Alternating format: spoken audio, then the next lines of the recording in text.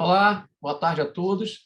Sejam bem-vindos a mais um dia de atividades do workshop Ensino de Física na Educação Básica, organizado pelo Instituto Internacional de Física. Dando continuidade a essas atividades, teremos agora a palestra da professora Glória Albino com o título Formar habilidades para a competência científica. Eu vou apresentar a professora Glória e chamá-la para a sala.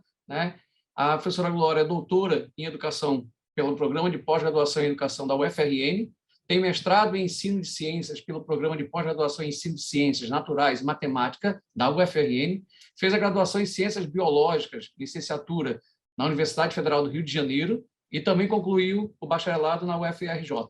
Tem especialização em Educação Ambiental pela Universidade Potiguar, aqui em Natal.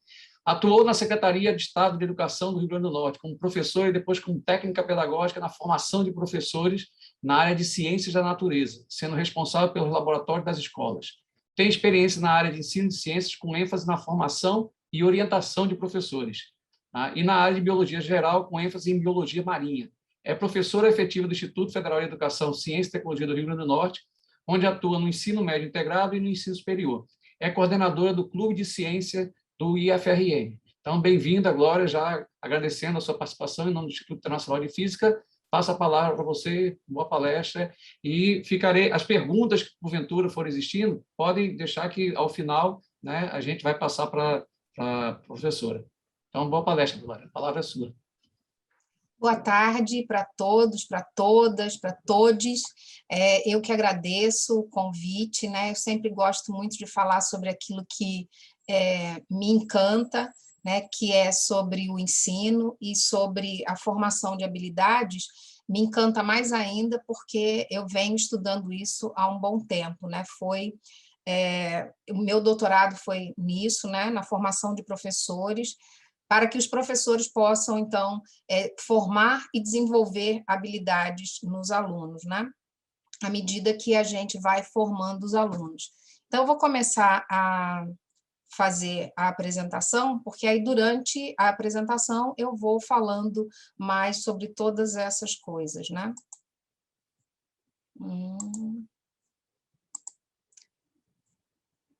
Vou agora... Tá tudo certo aí? Todo mundo está vendo? Sim, professora Glória. Obrigada. Eu adoro quando me respondem. Muito obrigada, porque eu não me sinto sozinha. Muito obrigada, porque para mim a interação é tudo, Então, antes de eu começar, eu vou dizer para vocês que tudo que eu vou falar aqui é na perspectiva do histórico cultural, Então, a perspectiva de habilidades e competências que eu vou falar não é no pragmatismo, ou seja, simplesmente a habilidade é algo que me vai facilitar fazer alguma coisa, mas ela é feita de forma consciente, Então, consciente do nosso papel enquanto indivíduo, consciente do nosso desenvolvimento, da importância da humanização. Então, todas as coisas que eu vou falar nessa perspectiva de que a gente aprende no social, de que a gente se humaniza durante a aprendizagem e de que a gente tem responsabilidade na formação do outro. Porque, segundo Vygotsky, a gente se forma através dos outros. Então, eu vou me formando, ou seja, toda a minha história, toda a minha pessoa, e aí eu digo a personalidade, é formada a partir da minha vivência com os outros. Então, daí a gente dizer que a gente aprende com os outros. Então, tudo que a gente vai falar agora é dentro dessa perspectiva. Muito bem. E se a gente está falando de como formar habilidades para a competência científica, a gente já está falando que a gente está no ensino. E aí, então, a gente precisa, então, dizer o que é esse ensino e como é que a gente vê esse ensino. Então, quando a gente fala da formação de habilidades, a gente inclui ela dentro do conteúdo de ensino. E, geralmente, o que a gente observa é que a gente tem como conteúdo de ensino os conhecimentos, os conceitos. Mas, na perspectiva histórico-cultural, as habilidades elas estão dentro do conteúdo de ensino quando a gente está desenvolvendo o pensamento. A gente só consegue desenvolver o pensamento e, nessa perspectiva, o pensamento tem que ser o pensamento teórico, porque a gente já utiliza o pensamento do cotidiano fora da escola. Então, dentro da escola, a gente tem que utilizar o pensamento teórico. E como é que a gente forma esse pensamento teórico? A partir exatamente das habilidades. Como é que isso se dá? É sobre isso que a gente vai conversar. Então, a gente está vendo que no conteúdo de ensino, ele tem que estar explícito não só os conhecimentos, mas as habilidades para que a gente possa desenvolver o pensamento teórico e, formando uma trama com tudo isso, a gente tem a formação de qualidades e valores. Isso aqui é importantíssimo para que a gente possa ter realmente o desenvolvimento, que seria não só a instrução, mas também a educação. E aí vocês podem me dizer, mas por que você está falando sobre isso? Por que esse desenvolvimento está vindo aí como obrigação para nós, professores? Porque não sou eu que estou dizendo isso. São as leis que dizem isso para a gente. Se a gente falou na nossa Constituição, está escrito lá que é direito de todos e é dever do Estado e da família a educação. E também está escrito no nosso artigo 2 da LDB qual é a finalidade do ensino básico. E está lá dizendo que é a formação do indivíduo. Então, se eu estou falando que é a formação, eu estou falando que ele vai partir de uma etapa onde ele tem um conhecimento e uma maneira de pensar, e ele vai para uma outra mais elevada, que é isso que nos diz que é o desenvolvimento. Então, isso é a função da educação. Então, se essa é a função da educação, a gente precisa deixar claro que o nosso papel enquanto professor não é só a instrução. Não é só a gente falar de conhecimentos, ou seja, de conceitos, incluir as habilidades, que legal, incluímos as habilidades, mas a gente não pode esquecer a formação de qualidades e valores. E eu costumo dizer que mesmo quando a gente não quer, quando a gente diz que eu não sou um educador, eu sou um professor, né? Porque eu já escutei algumas vezes isso. A gente está passando qualidades e valores. Então, quando você chega na sua sala de aula e você diz para o seu aluno, olha, eu não vou admitir que você chegue atrasado, eu não vou admitir que você entregue tarefas atrasadas, que você faça determinada coisa, que você coma dentro da sala de aula, que você pegue o telefone celular, qualquer coisa que a gente estiver falando do que acontece dentro da nossa sala de aula. E o professor faz diferente? E o professor chega atrasado sempre, e o professor não entrega aquilo que ele se comprometeu a entregar para os alunos, e o professor mastiga chiclete na hora da aula, ou come outra coisa na hora da aula. Então, todas essas coisas vão mostrando para os nossos alunos os valores que a gente tem. E que qualidades a gente está passando para eles. Então, mesmo sem querer, a gente é modelo. E a gente espera sempre que o modelo seja para o bem, né? Porque a gente também tem modelos de coisas ruins, que a gente fala, olha, esse aqui é o que eu não quero para mim. A gente também tem esses modelos, mas a gente espera que os modelos que os professores passam sejam modelos que a gente quer seguir. Então, tudo isso, mesmo que a gente não queira, está incluído lá no conteúdo de ensino. Então, para facilitar a nossa vida enquanto profissionais da educação, o melhor que a gente tem a fazer é deixar isso explícito. Então, no nosso planejamento, é preciso que a gente explicite quais são as habilidades do pensamento teórico que eu vou desenvolver no meu aluno. Eu vou desenvolver como, de que forma, né? Porque aí eu estou falando dos procedimentos que a gente vai já chegar neles. Quais são os conhecimentos que estão relacionados a esses procedimentos? Ou quais os procedimentos que estão relacionados a esses conceitos, a esses conhecimentos? E durante esse desenvolver, eu vou formar que qualidades e valores, né? E aí, nisso, eu vou ter, então, o desenvolvimento do educando, o desenvolvimento integral e a preparação deles também para o trabalho. E quando a gente fala da preparação para o trabalho, a gente não está falando da preparação para o mercado de trabalho, é muito mais amplo esse conceito. Quando a gente está falando que a gente está preparando ele para o trabalho, a gente está preparando ele para a sua atuação no mundo, de forma consciente, e não para um mercado de trabalho que, de repente, pode alienar ele como pessoa, ele não saber mais nem o que ele está fazendo, ele só querer ganhar o dinheiro no fim do mês para que ele possa sobreviver. Então, quando a gente fala do que o professor faz, da prática do professor, a gente chega no ato educativo, né? Que a gente vem falando disso aí no outro slide. O que é esse ato educativo? Né? A gente já viu que a gente não consegue ser, mesmo que a gente queira, só professor. A gente é um educador também. E o ato educativo nada mais é do que o ato de produção da humanidade no homem.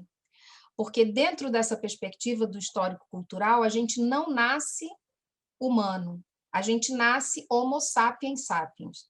E a gente vai se humanizando, a gente vai se tornando humano à medida que a gente vai participando de toda a atividade humana.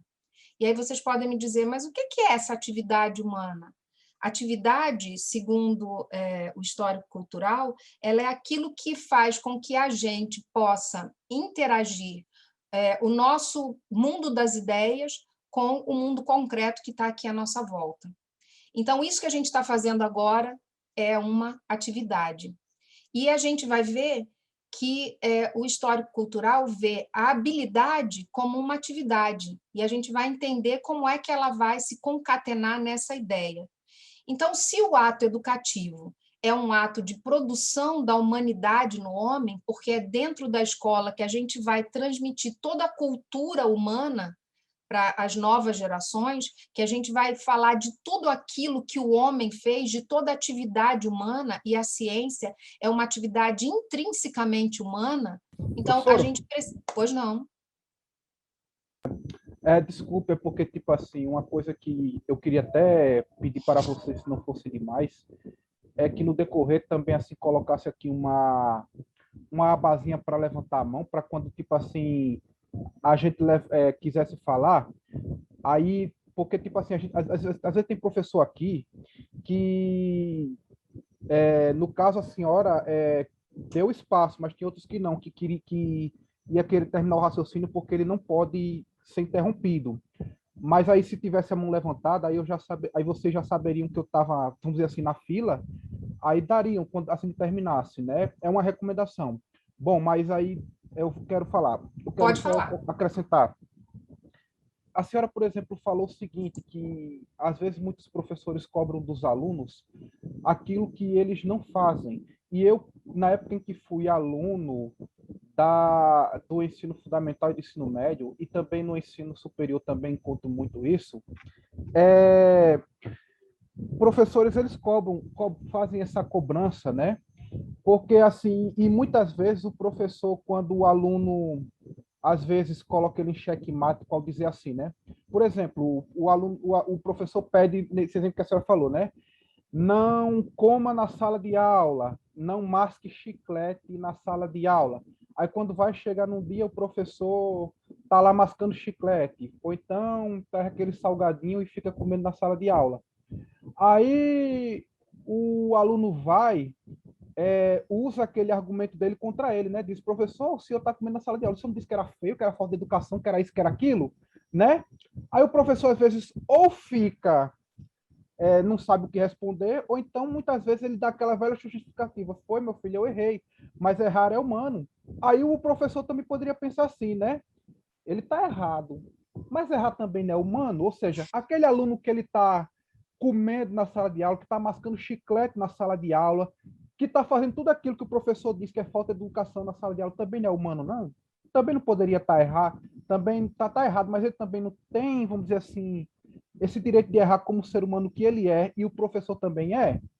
Aí, assim, a gente pode ver que muitos professores também não só não se colocam no lugar do aluno, como também, assim, às vezes pode até justificar que errar é humano quando o erro se trata dele, mas quando se trata do aluno, ele também não procura entender isso. Não estou dizendo que com isso o professor vai ter que agora dizer assim, né? Não, então agora ele vai ter que comer na sala de aula, fazer. Não, o que o professor tem que fazer é o seguinte, e às vezes dá orientação. Eu me lembro, por exemplo, que quando um professor, quando eu estava cursando uma disciplina, ele deu uma recomendação para não fazer e também explicou o porquê. Por exemplo, alunos tinham o costume, às vezes, de trazer comida para a sala de aula e ficar comendo perto, mas o professor disse que não era para fazer isso porque a sala de aula estava perto de um lugar que era cheio de insetos ou coisa assim do tipo, e quando a pessoa comia, ficava farelo ali no meio, e esses insetos vinham para lá, e já tinha acontecido por vez de aparecer cobra, escorpião, muitas pragas lá na sala de aula. Ou seja, o professor deu A justificativa. uma justificativa racional para que ele não fizesse aquilo. Não simplesmente disse assim, é falta de educação, é feio, ou coisa assim do tipo. Porque isso o professor também está fadado a fazer, Isso. né? E acredito até que o aluno pode até também, caso o professor cometa, quando o professor dá uma justificativa dessa, e o professor fazer isso na sala de aula, ele também vai entender o porquê que o professor fez aquilo, né? Até porque, às vezes, o professor pode até sair da sala de aula, assim como também o aluno, não ter comido e ter passado ali numa barraca de lanche e ter trazido o lanche dele para a sala de aula para não perder o tempo Isso. dele lá, tirando tempo para comer aquele lanche que ele estava com fome, né? Isso. Ou seja, tudo Então, tem muitas isso. incógnitas no meio, né? Isso, então você falou uma coisa aí que é a chave de tudo. O professor, ele tem um papel, que é o de orientador. Nessa perspectiva que eu estou falando para vocês, o professor não é o mediador, porque quando a gente fala de mediação, a gente diz que a atividade é que medeia o que a gente aprende, como a gente internaliza as coisas. Então, o professor é aquele que vai orientar. Ele é responsável pela atividade que vai ser feita, ele é responsável por essa organização que vai fazer com que a pessoa se desenvolva, com que tudo isso aconteça. Então, nessa perspectiva, o professor ele tem que orientar dando as justificativas, como você falou. Não é simplesmente dizer que isso tem que ser feito dessa forma e acabou. PT saudações. Não, a gente tem justificativas para que essas coisas aconteçam e é preciso que todo mundo esteja envolvido nesse processo, porque todo mundo ali está se educando. O professor também está aprendendo quando ele está ensinando e o aluno está ensinando quando está aprendendo. Então, o tempo inteiro, essas duas coisas estão acontecendo. Por quê? Porque o ato educativo, ele é um ato dialético e ele é contraditório. Então, a gente tem sempre unidades de contradição aí. Enquanto eu ensino, eu aprendo. Enquanto o aluno aprende, ele ensina também. O tempo inteiro as coisas estão acontecendo nessa dualidade, melhor dizendo, nessa contradição. Então, quando o professor está ensinando, ele está trabalhando nesse processo de produção da humanidade. E se a gente está trabalhando no processo da produção da humanidade, a gente tem que se esmerar para que a gente esteja produzindo uma boa humanidade, com exemplos que são exemplos positivos para formar essa humanidade. Então, a gente não pode se eximir do papel de educador, ou seja, aquele que vai ajudar na formação até mesmo psicológica do educando. Daí o nome educando, né? Então, é aquele que está no processo de educação, é aquele que está no processo de formação, mas isso também não diz que o professor não vai mais se educar, né? Porque eu acabei de dizer que enquanto a gente educa, a gente também é educado. Enquanto a gente ensina, a gente também aprende. Muito bem. Dentro disso, qual é o nosso papel enquanto professores de ciências da natureza, né?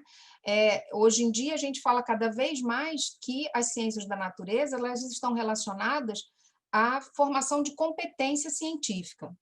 Dentro da perspectiva histórico-cultural, a gente não forma competência, a gente não acha, não acredita que a gente forma competências dentro da escola. A gente acredita que a gente forma habilidades, forma e desenvolve habilidades dentro da escola. Por que a gente não fala em competência? Porque a competência é algo que vai ser visto no real. Então, eu vou desenvolver habilidades que estão relacionadas à ciência para que, fora da sala de aula, para que na sociedade ele possa, então, utilizar todas essas habilidades no contexto real. E aí, eu gosto muito de falar sobre um exemplo que um professor de matemática acabou construindo junto comigo. Numa escola que eu trabalhava, numa escola privada, um professor de matemática me perguntou como é que ele faria para trabalhar com uma aluna do EJA, que ela era feirante e ela, na feira, ela dizia, professor, olha, na feira eu faço todas as contas de cabeça, eu nunca perdi dinheiro, também nunca dei troco errado, eu faço tudo certo. Mas quando chega aqui na hora da prova, eu não consigo executar essas contas que o senhor põe aqui para eu fazer, eu não consigo. Então, ele disse, Glória, como é que eu vou trabalhar com essa aluna? Porque ela sabe fazer as contas de cabeça, mas ela não consegue colocar isso no papel. Então, a gente percebe que ela era competente no trabalho dela. Como profissional, como feirante, ela era competente. Ela não perdia dinheiro, ela não dava troco errado para o cliente e ela conseguia realizar todas aquelas ações que eram necessárias ali. Mas, quando ela chegava no contexto da sala de aula, ela precisava desenvolver habilidades que estavam relacionadas à escrita, à compreensão, à leitura e à escrita, a compreensão do que estava ali no problema, para que ela pudesse organizar o problema e ela pudesse, então, realizar as contas, como ela dizia. Então, a gente precisa perceber que é mais fácil a gente identificar quais são os problemas se a gente, em vez de pensar somente nos conteúdos, a gente pensar também nas habilidades, em como é que essas habilidades podem ser formadas. Por isso, a competência científica ela vai aludir à capacidade de utilizar um conjunto de conhecimentos, ou seja, os conceitos, as habilidades, os valores, porque todos esses são conhecimentos que estão dentro daquilo que a gente chama de saberes, né? Que resulta, tudo isso, todo esse conhecimento resulta da investigação científica. E ela vai ser utilizada para a gente entender esse mundo que está em volta da gente. Como é que esse mundo funciona? E como é que eu posso agir nesse mundo de forma positiva, tanto individual como socialmente? E quando eu digo de forma positiva, eu estou dizendo de forma consciente, de forma que eu possa atuar neste mundo para transformá-lo de maneira positiva. Então, essa é a competência científica. E que o que a gente vai formar na nossa sala de aula, em cada uma das nossas aulas de biologia, física e química, são as habilidades que estão relacionadas a essa competência científica. E uma grande parte dessas habilidades são chamadas de habilidades gerais, ou habilidades do pensamento teórico, ou do pensamento racional, se a gente assim quiser dizer, ou do pensamento lógico, que a gente vai falar sobre elas também. Professora? Pode dizer. Acrescentando aí no que a senhora falou, ali que, tipo assim, da pessoa que ela sabia fazer muitas contas de cabeça, isso é até admirável, né? Já eu sou o contrário, eu sou muito bom no papel, mas na cabeça não sou tão assim, não. Aí, assim, isso me fez me lembrar de uma outra competência minha que eu, assim, vi que realmente dificultou até muito para eu entrar na faculdade, mas graças a Deus não demorou tanto, não. Aí, assim, por quê? Porque o Enem, ele pede muito que o aluno escreva redação, só que, às vezes, para você escrever redação, você tem que, assim, dominar ter um certo domínio de escrita, e que eu, assim, não tinha. Mas uma coisa que muita gente, às vezes, admira em mim, é que, assim, eu tenho facilidade para verbalizar o que eu penso, certo? Eu consigo verbalizar, mas quando parte para a escrita, é uma coisa que, tipo assim, eu já não consigo com tanta facilidade, é uma coisa que me dá trabalho.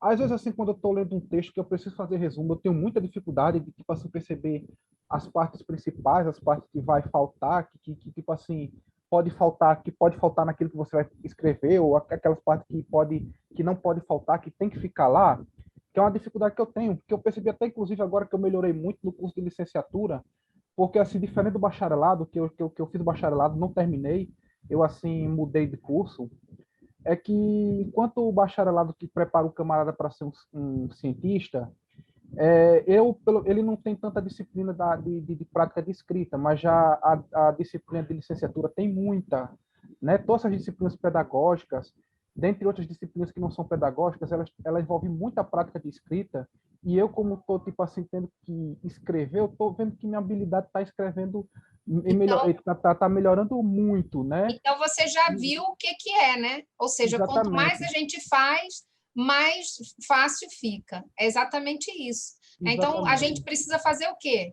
A habilidade, quanto mais você executa ela, mais você se torna consciente dela, até ela virar um hábito. Então, quando ela vira um hábito, você não precisa mais pensar sobre ela. Mas se eu perguntar para você, como foi que você fez isso? Você não vai dizer, eu não sei. Eu fiz sem pensar. Não, você vai dizer assim, eu executei esse passo. Então, essa é a diferença entre o hábito e a habilidade. Então, eu posso dizer para você, para todos vocês, por exemplo, que uma habilidade que grande parte das pessoas tem é a de dirigir, né?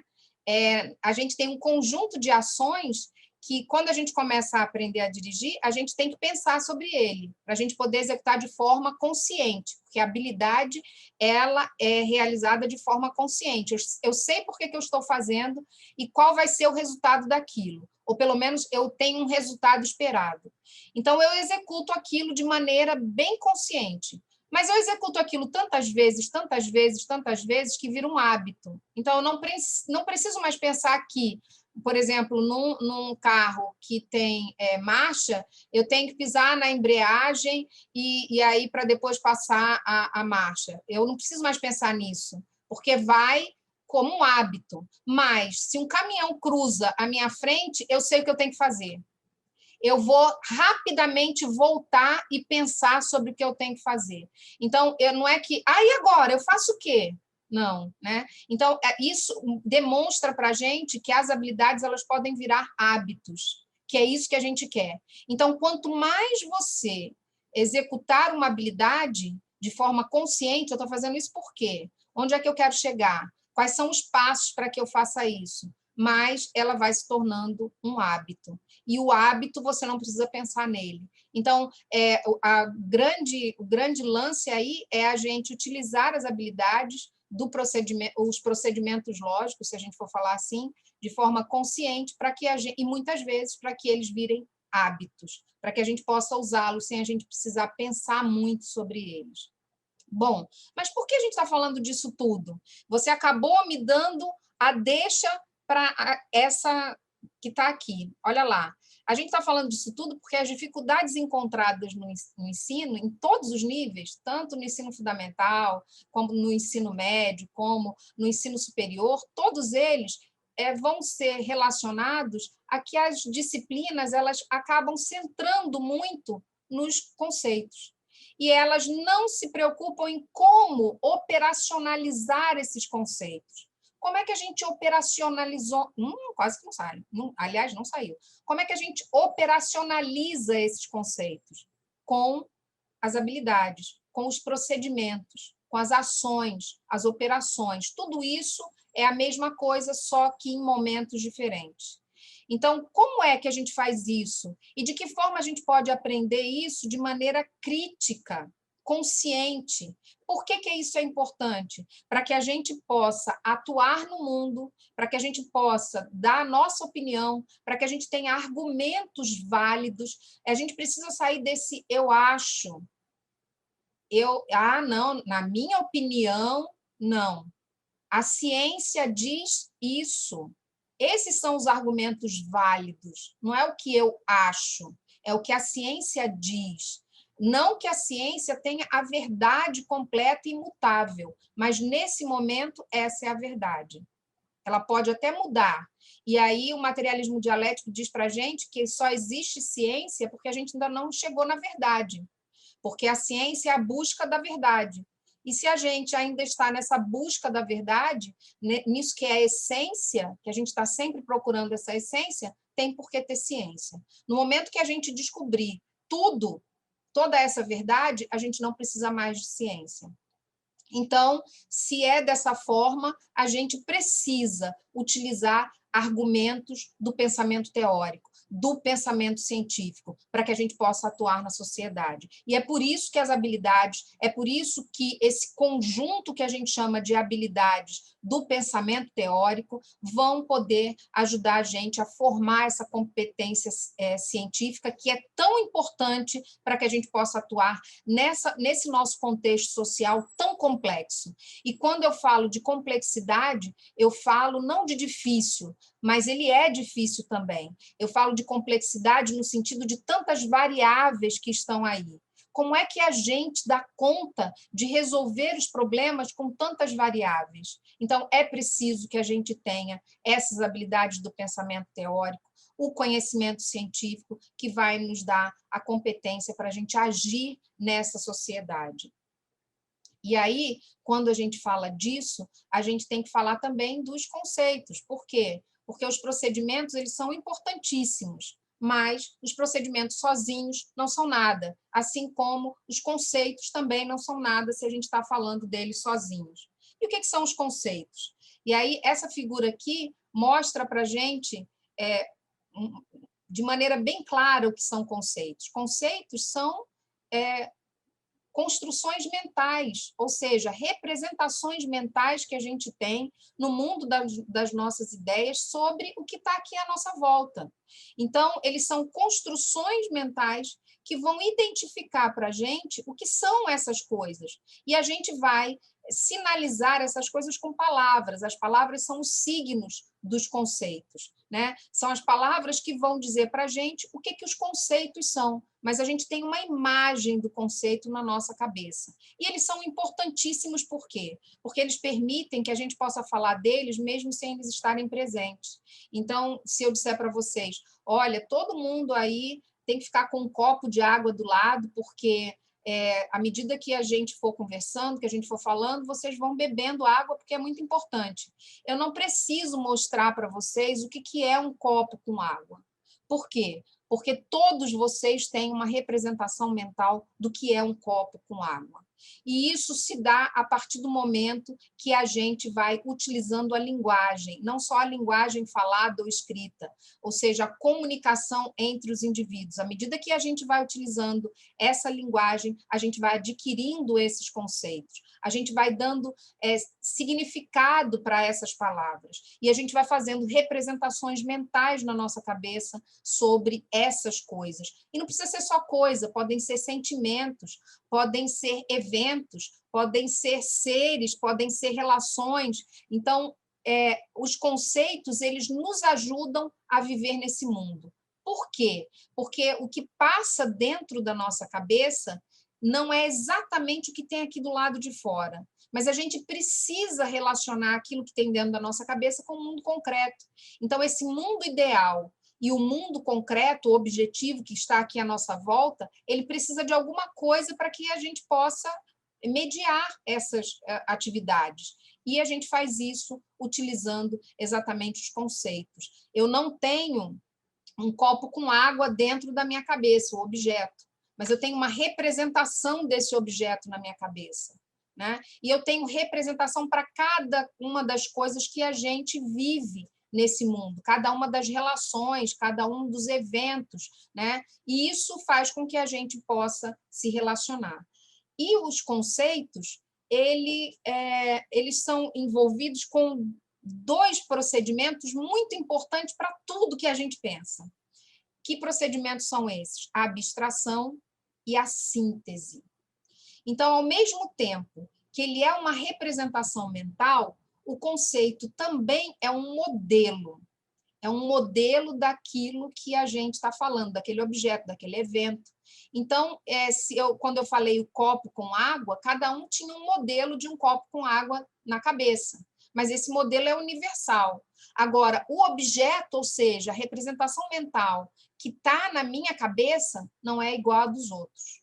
E isso é muito importante para a gente que é professor. Por quê? Porque aí a gente pode entender por que o aluno não entende, às vezes, os conceitos. Porque quando você está falando de um conceito, você já está falando com a sua representação, com o sentido que ele tem para você. E aí, quando você fala para o aluno recebe aquilo com outro sentido, talvez. Então, qual o papel do professor em relação aos conceitos? Ele precisa estar o tempo inteiro negociando com os alunos. Olha, o que é? E aí eu vou assim, pedir licença para vocês, porque eu não sou de física, e se eu falar alguma besteira, Amadeu me ajuda aí, ou os outros aí me ajudam. Mas se eu falar assim, o que é velocidade? Então, quando eu falo velocidade, a gente pode ter várias definições para velocidade, dependendo do que o aluno dá de sentido para aquilo. Mas o que a gente faz? A gente precisa usar a definição científica. Então, o conceito, ele é subjetivo, ou seja, ele faz parte do sujeito. Mas a definição, ela é concreta, porque a ciência disse que velocidade é aquilo, definiu velocidade. Então, o papel do professor é negociar com o aluno o sentido que ele dá àquela representação e a definição que a ciência dá para aquilo. E a gente chama isso de significado. Então, a gente está o tempo inteiro dentro da sala de aula fazendo isso com o aluno. Olha, se eu falar só isso, dá certo? Vocês conseguem entender o que é velocidade se eu falar só isso? Eu preciso falar mais alguma coisa? Qual a definição que a gente poderia dar? E a gente, então, está construindo um conceito com eles. A perspectiva histórico-cultural não gosta dessa palavra construção, porque, para a gente, os conhecimentos eles já estão construídos, a gente só está internalizando esses conhecimentos. Mas, nesse processo, a gente está construindo uma definição para que a gente possa se aproximar do significado que a ciência dá para aquilo. E, durante esse processo, a gente está usando esses dois procedimentos que eu falei para vocês. Abstração, que é a apreensão das características mais importantes, que vão distinguir ele de todos os outros objetos, de todos os outros eventos, de todos os outros seres, ou seja, aquilo que ele é, e a síntese, que é exatamente dizer, olha, no geral é isso. Então, eu posso usar isso como modelo, porque eu estou sintetizando todas as características mais importantes. Então, vejam, o tempo inteiro a gente sai do geral para o particular e do particular para o geral. A gente fica fazendo isso, essa negociação o tempo inteiro, para que o aluno saiba como esse conceito ele pode ser usado. Como é que ele pode ser usado em outro contexto que não aquele que ele está usando ali. E aí eu me lembro sempre de uma coisa que a Amadeu me diz. Amadeu, se eu estiver falando errado, você me corrige, porque eu não sei se eu vou usar as mesmas palavras que você fala. Mas é assim, a física usa muito a matemática, mas quando vai falar, por exemplo, de vetor na física, parece que eles nunca ouviram falar em nada desse tipo, e eles muitas vezes já viram isso na matemática, só que de uma outra maneira. Então, ele não consegue generalizar, ele fica no particular. Então, o nosso papel enquanto professor é a gente fazer com que ele possa utilizar aqueles conceitos em outro contexto. E a mesma coisa os professores de física. Se eles estão falando sobre algo que a matemática, que se utiliza a linguagem matemática, diga como é que acontece lá. Esse conceito é usado como? De que forma? Né? Se a gente vai identificar alguma coisa, identificar é a mesma coisa em física, em química, em biologia. Como é que essas coisas acontecem? Então, é preciso que a gente faça esse jogo o tempo inteiro, do singular para o particular, do singular para o geral, do geral para o particular, da abstração para a síntese o tempo inteiro. E aí, aqui, só para finalizar esta aqui, a gente falou já isso, que a gente não tem o objeto dentro da nossa cabeça, a gente tem uma representação desse objeto. Daí dizer que o conceito é muito mais sobre o subjetivo do que sobre o objeto. O objeto existe independente da nossa vontade e do que a gente dá sentido para ele. Ele é do plano do concreto, então ele existe independente da gente. E a gente é que vai dar sentido para aquele objeto, ou para aquela relação, ou para aquilo que a gente está vendo, né? Você quer falar alguma coisa? Pode falar. Professora, essa parte aí, por exemplo, quando a senhora falou ali dessa parte aí de vetores, onde, por exemplo, a gente aprende uma disciplina de uma forma, em outra a gente aprende de outra, coisa do tipo, né? Isso me lembrou de um novo modelo de educação que está sendo muito proposto e que, inclusive, os novos livros didáticos que serão usados pelos futuros professores da rede da educação, eles assim estão se atendo à interdisciplinaridade, que é assim esse aprendizado que procura conectar os conhecimentos com outros, né? Conceitos aqui aprendidos numa determinada disciplina com outras disciplinas, como, por exemplo, o conceito de pressão que a gente aprende na física, eles vão aplicar na biologia, que muitas vezes a pessoa não compreende aquele conceito de pressão arterial, não sabe o que quer dizer quando a pessoa está com a pressão alta, aí explicar aquilo ali através da física, que isso aí eu acho que é uma coisa muito boa, porque, tipo, às vezes quando a gente aprende o conhecimento de uma forma fragmentada, e fica preso só aquele mundo, a gente tipo assim, se depara com um momento que, quer queira, quer não, esses conhecimentos vão se cruzar. Como, por exemplo, eu não vou entrar nem aqui interligar física e matemática para a própria matemática. Quando a gente aprende equações do primeiro grau, né? A gente aprende, pelo menos eu aprendi na época, antes de entender cálculos algébricos. Mas quando a gente, depois que aprende cálculos algébricos e passa num outro patamar, aí, a ver outro conteúdo, a gente aprende conteúdos que você vê equações do primeiro grau e utiliza também de conceitos de cálculos algébricos para resolver, mas que o aluno às vezes não aprende essa conexão, não entende essa conexão e acha que são coisas que estão separadas, e isso dentro da própria matemática, né? Então, imagina aí, se às vezes dentro de uma única área de conhecimento que tem conceitos que estão entrelaçados, o aluno aprende de forma fragmentada, de uma forma às vezes que não consegue nem conectar.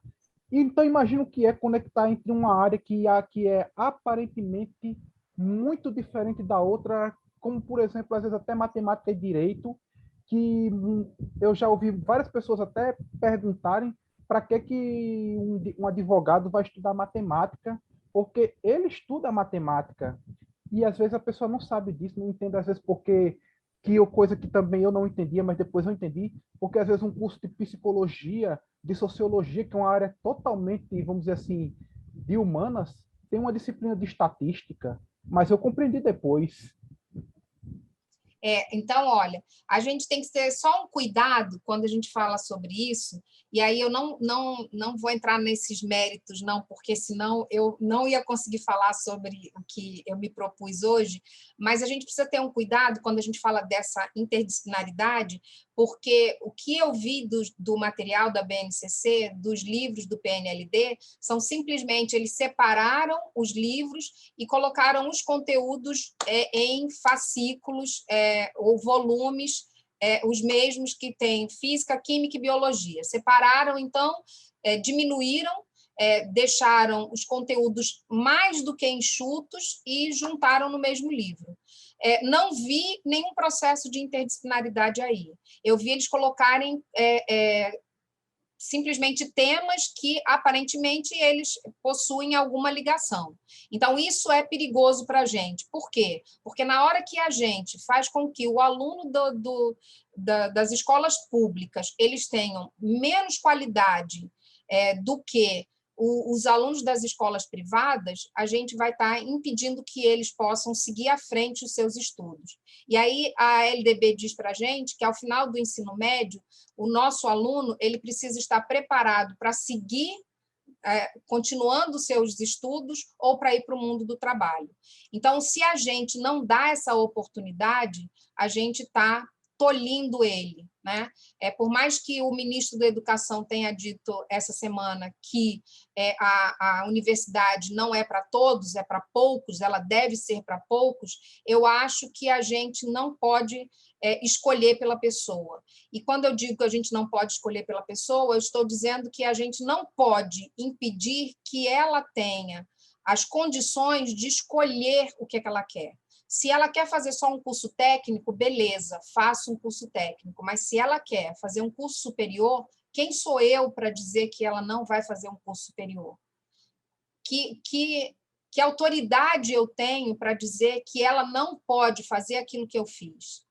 Né? Será que ele diria isso para os filhos dele? Não entre na universidade, vai fazer só a escola técnica, porque senão você pode ficar sem emprego, você vai ter que dirigir Uber. Então, assim, isso que eles estão propondo, a física não é mais disciplina, a biologia não é mais disciplina, a química não é mais disciplina. Nós somos apenas componentes curriculares. Então, isso é algo que a gente precisa se preocupar bastante, que a gente precisa estar atento enquanto profissional, porque a gente precisa ter a nossa dimensão política muito aflorada, e eu não estou falando de política partidária, eu estou falando do nosso papel na sociedade. Então, é preciso que a gente pense sobre isso. Mas, voltando aqui à formação das habilidades, ainda falando de conceitos, a gente tem dois tipos de conceitos. A gente já viu que os conceitos são representações mentais, a gente já viu que os conceitos eles também são modelos, a gente já viu que é preciso, para que a gente possa trabalhar com os conceitos, a gente fazendo a negociação entre sentido e significado, mas existem dois tipos básicos de conceito.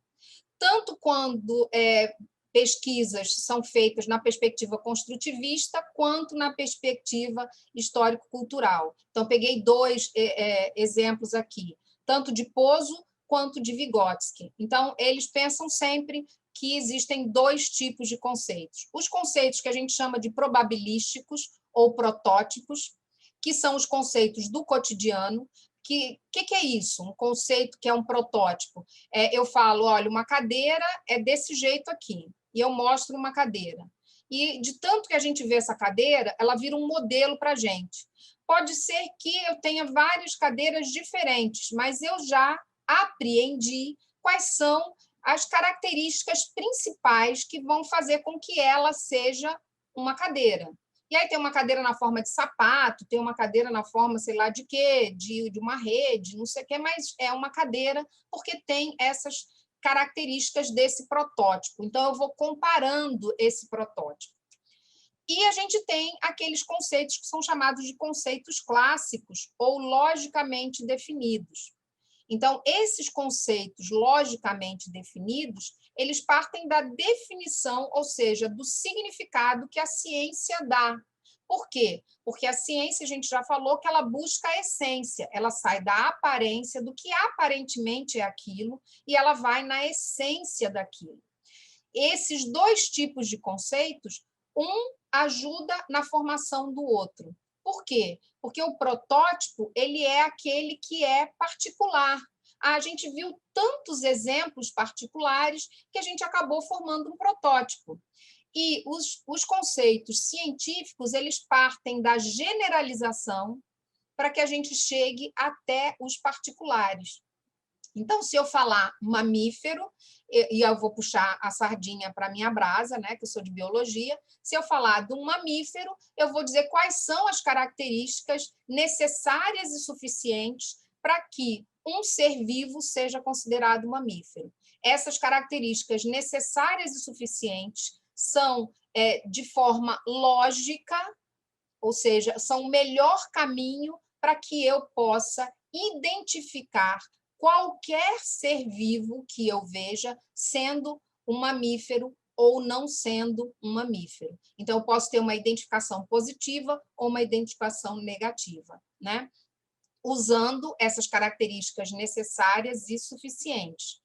E aí a gente chega no grande lance, que é Ah, muito bem, eu já sei que existem 2 tipos de conceito, eu sei que o conceito ele precisa ser desenvolvido, ele precisa, a partir da definição dele, eu entender o que ele é, mas como é que eu operacionalizo ele? E aí vem uma unidade dialética que a gente usa muito, o conceito e a ação. E a ação aqui são os procedimentos, são as operações, as ações, a habilidade. Então, os conceitos são uma forma de conhecimento. É como a gente conhece a nossa realidade objetiva, o que está aqui à nossa volta. Eles vão refletir o geral, o essencial dos objetos, dos fenômenos, daquilo que a gente tem como objeto de estudo. E eles são vinculados intrinsecamente, eles são dependentes dos procedimentos ou operações, que aí eu coloquei aí para vocês as ações. Por quê? Porque eu não consigo saber algo de um conceito se eu não usar nenhuma operação. Se eu chegar aqui e falar para vocês velocidade, vocês vão dizer velocidade, velocidade. Mas se eu não disser defina velocidade, vocês não vão me comunicar nada. Então, a definição é uma habilidade cognitivo-linguística, ou seja, ela vem aqui, se forma dentro da nossa cabeça, mas a gente comunica ela. Ela não é só compreensão. E aí, quando eu estou ajudando os meninos da licenciatura a fazerem os planos de aula, e aí eles chegam nos objetivos, aí eles botam objetivo, compreender, como é que você vai saber que ele compreendeu? Eita! Eu falei, então, utilize uma habilidade ou um objetivo que esteja relacionado a uma habilidade cognitivo-linguística. Então, explique, defina, identifique, indique, porque senão você não vai saber, a não ser que você utilize outras coisas, porque a compreensão ela é cognitiva. Então, a gente sabe isso, até sem falar muito, a gente sabe disso, porque a gente fala assim, está compreendendo? A pessoa faz, Ah, então, por favor, diga aí. Ah, professora, eu sei, mas eu não sei falar, não. Então, como assim? Sabe, não sabe falar?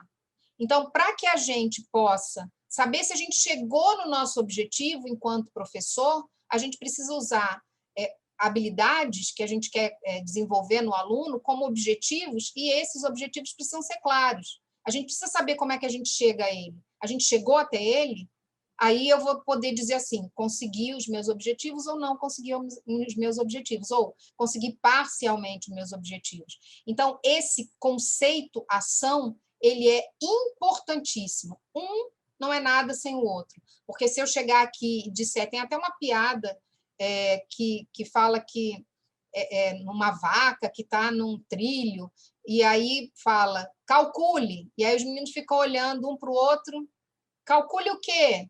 E aí a brincadeira é dizer, calcule o susto que a vaca levou, porque o trem estava ali vindo em cima dela, né?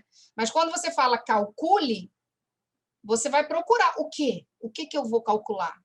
Porque calcular é uma ação, mas sem um conceito, ela não significa muita coisa. Mas um conceito sem uma ação também não vai te dizer muita coisa. Então, o conceito e a ação precisam estar o tempo inteiro juntos, porque eles são uma unidade dialética.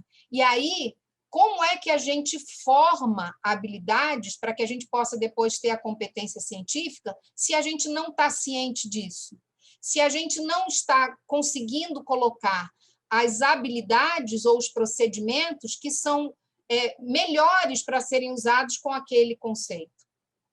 O que eu quero que eles saibam? Eu quero que eles saibam só definir o conceito? Ou eu quero que eles saibam, eu boto vários conceitos e digo, identifique o conceito que é relativo a outra coisa, ou o objeto que é relativo a isso.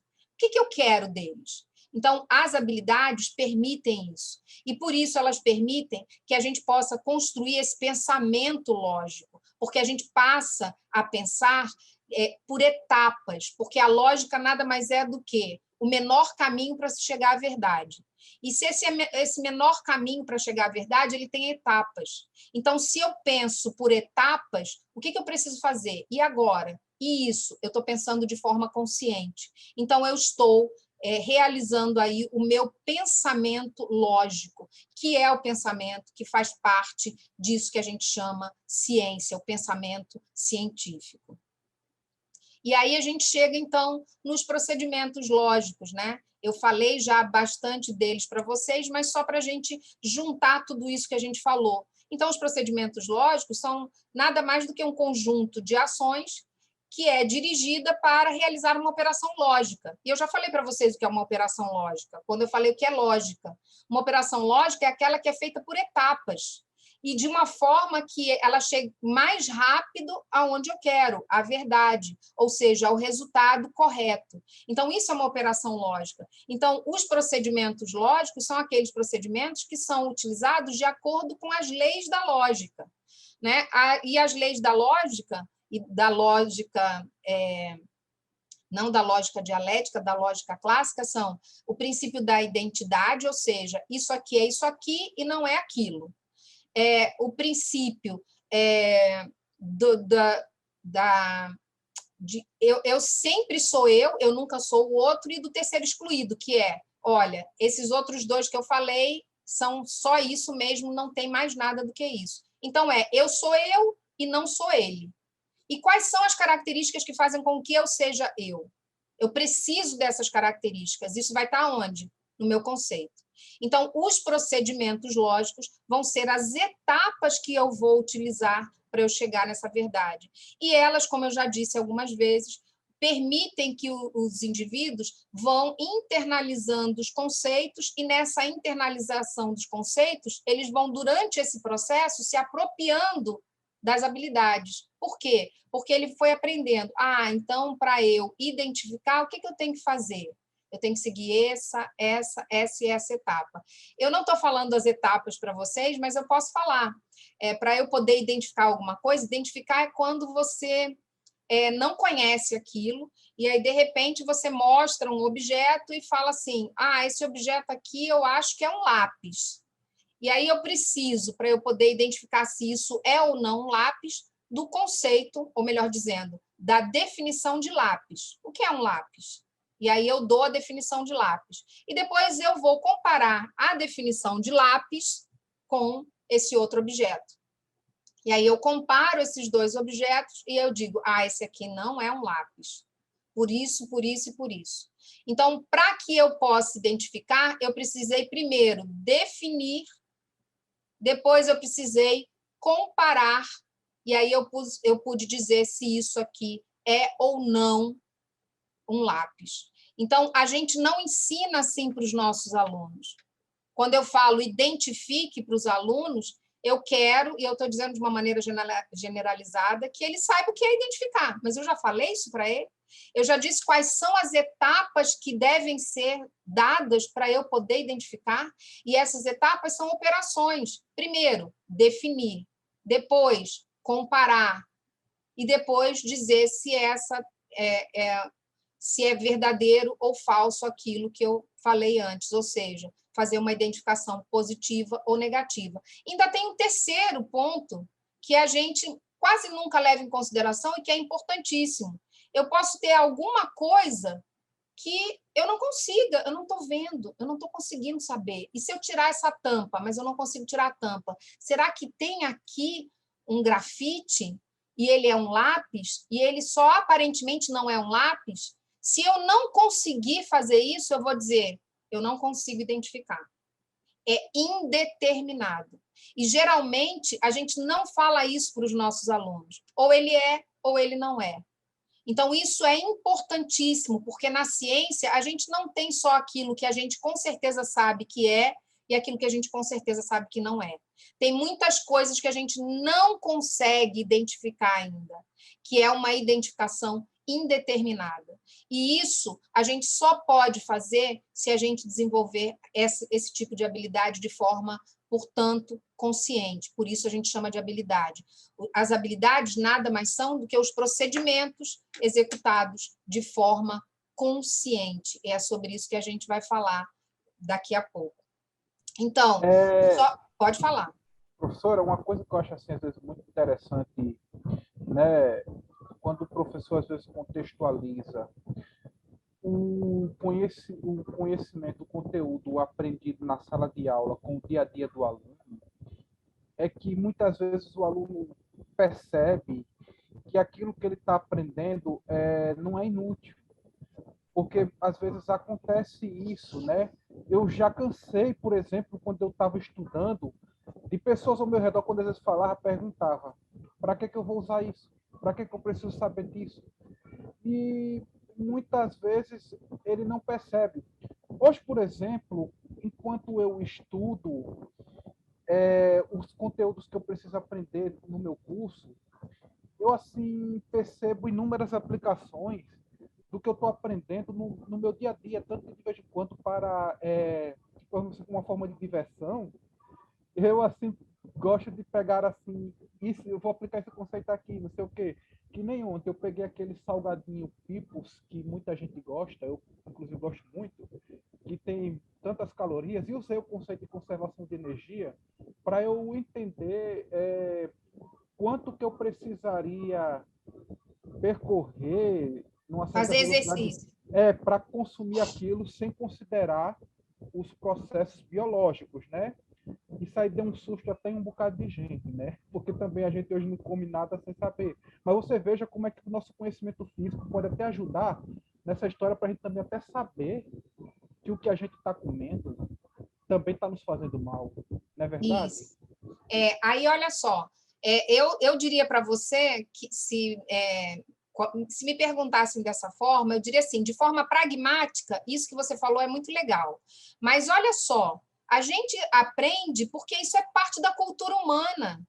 E a ciência é para todos. Então, se é parte da cultura humana, eu, como humano, eu tenho que saber. Então, o máximo que eu souber da cultura humana vai me humanizar cada vez mais, vai me tornar cada vez mais humano, ou seja, partícipe desse mundo. Então, eu digo para os meus alunos que é importante o conhecimento, porque o conhecimento torna a gente humano. Porque o conhecimento foi formado durante toda essa história da humanidade e a gente faz parte dessa história. E a gente tem que também colocar o nosso dedinho na história. A gente tem que fazer a história também. Então, eu acho que isso é muito importante. Eu vou só fechar aqui os conceitos para que a gente possa passar para as habilidades, né? Então, os conceitos são dependentes dos procedimentos, porque, ao interatuar com o meio ao nosso redor, são necessários as conhecidas operações do pensamento racional.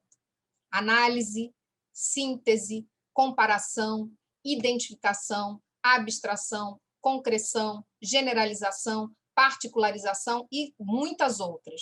Mas essas aí que eu falei são as primeiras que a gente vai utilizando. Por isso eu falei para vocês logo da identificação. Mas vejam que a identificação ela tem outras habilidades que vão funcionar como ação para essa habilidade. Porque para eu poder identificar, eu utilizei a identificação e eu utilizei também a comparação. Então, elas acabam sendo ações dentro desse processo que é a habilidade de identificar. Então, vamos lá ver o que é habilidade.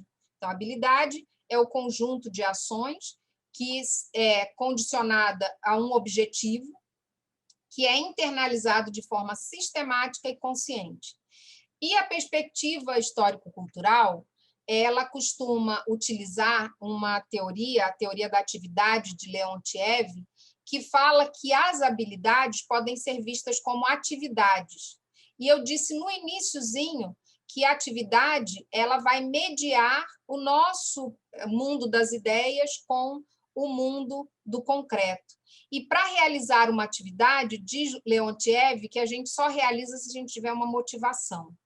E a gente vê isso dentro da nossa sala de aula. Os nossos alunos só fazem alguma coisa, nem que seja ler ou escrever, ou até mesmo prestar atenção ao que está sendo dito, que é uma atividade também, se ele estiver motivado.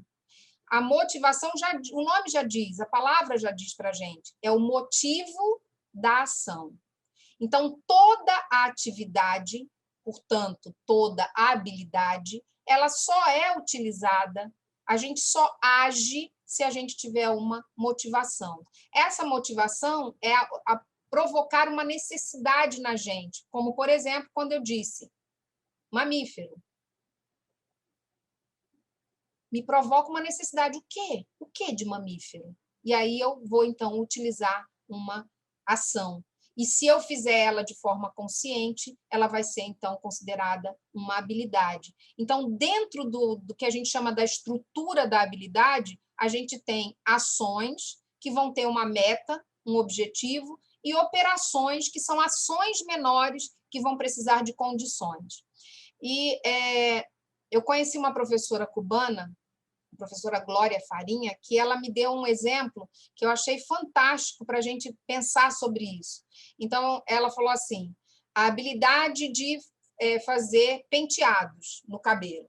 Muito bem, a habilidade de fazer penteados no cabelo precisa de ações. Então, essas ações são prender o cabelo aqui, puxar o cabelo, fazer uma escova. Isso são as ações que vão estar relacionadas à meta, o objetivo. Eu preciso prender para que, ao colocar a trança desse lado, isso fique dessa forma e não caia, etc. Mas existem as pequenas operações, as pequenas ações que estão relacionadas à condição. Para fazer isso, o que eu preciso? Eu preciso de um pente, de uma escova, de uma prancha. O que eu preciso? Então, isso diz para a gente da habilidade de, por exemplo, fazer um penteado. Mas a gente pode usar isso dentro da sala de aula. Então, o que eu preciso para que o meu aluno possa... Vou usar de novo a habilidade que eu já falei, que é fácil para vocês entenderem. Identificar. Então, eu quero que eles identifiquem. Qual a primeira ação? Qual a segunda ação? E o que eles precisam para poder executar essas ações? Quais as condições? Então, isso é o que a gente chama de ações dentro da estrutura da habilidade. E lembrar que, se é uma habilidade, ela é uma ação que é executada com consciência. Eu sei por que eu estou fazendo, eu sei qual é o meu objetivo. Mas existem ações que não são habilidades? Existem. As ações que a gente executa de forma alienada. E aí eu falo sempre, eu não sei se vocês passaram por isso, mas eu passei e vejo muitos alunos ainda passarem, que procure aí no livro a comparação que é feita entre tal e tal processo. E aí você chega lá no livro, olha e fala, caraca, como é que faz isso? Aí escreve, aí mostra para o professor, professor, é isso? Aí ele diz assim, não, ainda não é isso não. Vai lá, faça de novo. Aí você volta e, caramba, não é isso? Aí vai lá e faz de novo. É assim, professor? Mais ou menos. Até que chega uma hora que fala assim, pronto, aí você fala assim, tá, então, tá. Na outra vez que você for falar, se for fazer isso, talvez você faça esse mesmo caminho sem saber por que você está fazendo. Você não sabe por que você fez. Por quê? Porque não usou passos, você foi fazendo. E aí, se me perguntarem, como você chegou a isso? Aí você fala, não sei. Eu fui mexendo. E aí eu não sei como eu cheguei a isso. Chegou uma hora que... E como é que eu descobri isso também? Por que isso me levou a pensar sobre as habilidades e a formação de habilidades ou dos procedimentos? Também foi numa reunião pedagógica. E 2 professores conversando, dizendo que hoje em dia os alunos não sabem mais de nada. Porque na hora da prova, o aluno olhava para ele e dizia, professor, aqui está dizendo assim, explique tal e tal, isso aqui. O que é para eu fazer aqui? E o professor olhou para ele e disse, isso aí que está escrito. Explique. Aí ele disse, professor, eu não entendi o que é para fazer. Meu amigo, está escrito aí, explique. E aí eu parei e disse, professor, o senhor pode me conceituar ou definir o que seria explicar? Aí ele disse, bom, explicar é dizer. Aí eu disse, então por que não está na prova? Diga. Eu acho que não é. Aí ele disse, não é mesmo. Aí eu disse, o que mais? Ele disse, é definir. Aí eu disse, está escrito definir? Aí ele disse, não. Aí eu disse, então não é. Aí ele olhou para mim e disse, Glória, eu não sei o que é explicar. Aí eu disse, então como é que você queria que o aluno soubesse? Então, a gente vai aprendendo de forma alienada. A gente não sabe o que é, porque a gente não sabe o conceito desta habilidade, ou seja, o que é isso? E quais são os passos que eu uso? Quais são as ações que eu executo para eu poder formar isso? Então, isso é que me fez estudar as habilidades. É isso que me fez entender o que são esses procedimentos. Então, a habilidade é um termo que pode ser definido tanto do ponto de vista psicológico, por quê? Porque a habilidade, para um psicólogo, é o processo que a pessoa está executando para chegar até alguma coisa. Se ele souber executar esse processo, ele tem habilidade. Mas para a lógica, isso a habilidade é eu sei fazer, está lá no fim, e aí não interessa. O que a gente quer enquanto a parte pedagógica? A gente quer que ele saiba executar as coisas e ele saiba como ele chegou àquilo. Então, a gente vai pelo lado de quais os passos que ele está dando para que isso aconteça. Então, enquanto o psicólogo fala a linguagem das ações ou das operações, a gente fala a habilidade, ou desculpa, da linguagem das habilidades, porque a gente quer que ele faça isso de forma consciente. Então, do ponto de vista conceitual, ou seja, o que é isso? As habilidades são domínio de ações complexas, mentais e práticas. Eu sei fazer, tanto aqui na minha cabeça, quanto aqui na prática, e eu sei por que eu estou fazendo. E a gente pode dizer de uma forma bem simplificada, que é o conceito em ação. As habilidades constituem os conhecimentos em ação, ou seja, elas representam o domínio consciente e exitoso da atividade.